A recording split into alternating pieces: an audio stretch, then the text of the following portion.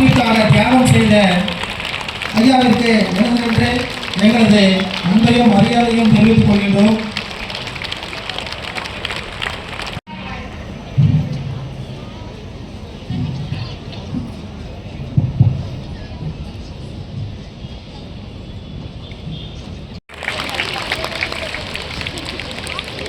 நமக்கெல்லாம் எல்லோருக்கும் அறிமுகமானவன்.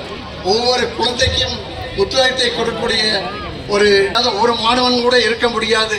இந்த மகாகவி பாரதி சொல்லுவான், அச்சமில்லை அச்சமில்லை அச்சம் என்பதில்லையே, உச்சி மீது வானிடிந்த போல்.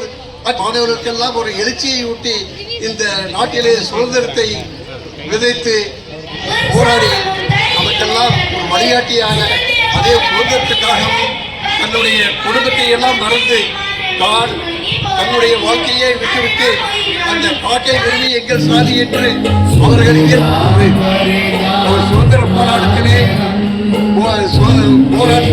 சிறை சென்று வந்து இன்றும் மதுரையில் வாழ்ந்து கொண்டிருக்கின்ற புண்ணியவான் அவர்களும் நம்மளோடு இன்று இருக்கின்றார்கள். அவர்களுடைய பெயர் அழகம் பெருமாள் போல் மதுரையை சேர்ந்தவர்கள். அவர்களையும்